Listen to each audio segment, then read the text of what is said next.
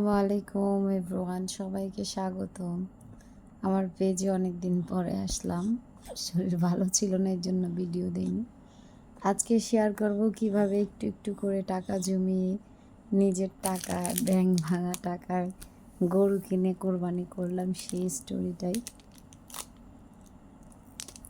খেলার ছলে কিনা আমার এই ব্যাংকটাই যে টাকা হয়েছিল সেইখান থেকে নিয়ে, প্লাস হচ্ছে আমার হাজব্যান্ড, তারপরে হচ্ছে আমার ভাই, আমরা সবাই মিলে মিলায় এবার কোরবানিটা সম্পন্ন করলাম আর কি। এতদিন ভিডিও দিতে পারিনি, কোনো রিভিউ। আসলে যে আমি বাসায় ছিলাম না, তো ঈদের পরে চলে গেছিলাম ঢাকা গিয়ে অনেক দিন কাটায় আসলাম।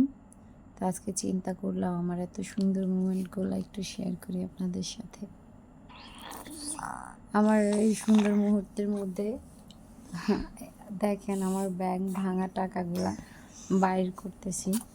যাই জমানো হয়েছে, বেশি দিন জমাইনি, ওরকম কোনো আমার ইন্টেনশন ছিল না যে জমানো টাকাতেই গরুটা কিনবো।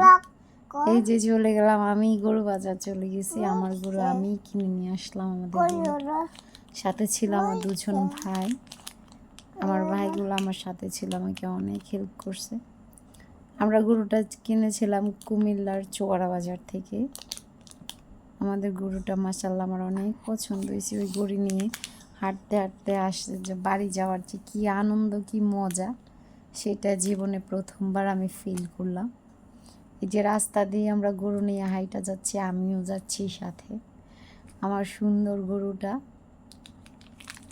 নিয়ে চললাম, বাসায় নিয়ে আসলাম। তো আমার ছেলে অনেক খুশি গরু দেখে, সে গরুর পিছে পিছে, আমাদের গরুটা ছিল একটু পাগলা টাইপের, ওই গরুর সাথে খেলছে, পাশে থাকছে। বাসায় আনছি গরু, আমাদের শখের গরু, কোরবানির গরু।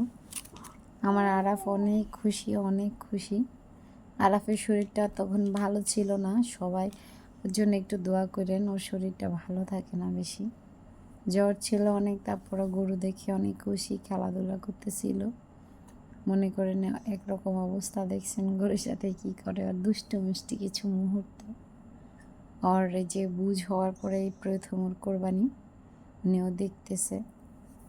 আমার ছেলে যা খুশি হয়েছে সেই জন্য আলহামদুলিল্লাহ। গরুটা পছন্দ করে আনছি, আল্লাহকে খুশি করার জন্য কোরবানি দিব। কিন্তু আপনারা সবাই বলবেন কমেন্টে কেমন হয়েছে, গরুটা পছন্দ হইল কি না। রাত্রিবেলা এমন একটা কাণ্ড ঘটছে, কি বলবো আপনাদের। গরু আমাদের ঘর ভাঙ্গা ভুঙ্গা যা দড়ি ছাড়ায় ওটা ছুঁইটা বাইরে গেছে। আমাদের সারা বাড়িতে আমাদের অনেক দৌড়াইছে, সে অনেক মজার গল্প। তারপর আমার ভাইয়ের বন্ধু সম্পর্কে আমার ফুফাতো ভাই, আর এটা হচ্ছে আমার বড় চাচা, উনি সহ ওটাকে পোষ মানায় অনেক কষ্ট করে, তারপর ওইটাকে দড়ি দিয়া বাইধা সুন্দর মতো করে তারপর আমার বাসায় রাইখা যাবে আর কি, ওরে পোষ মানাইতে পারে না। অনেক কষ্টের পরে আমার চাচা আর আমার ভাই দুইজন মিলা এটার পোষ মানাইছে। যে গরুর গলায় যে দড়িটা ছিল, ওই দড়িটা ছিল ইয়াটা মোটা, নাকাটা ছুটাই ফেলছিল। ওই যে মোটাটারে আমরা একটু তার গুনা নিয়ে আসছি, ওটারে একটু করে বাইধা দিচ্ছি কোনো রকম। চাচা বললো যে তার দিয়ে বাইধা দিই, তাইলে আর ছুটবে না, একটু পরে পরে ছুইটা যায়, একটু পরে পরে ছুইটা যায়।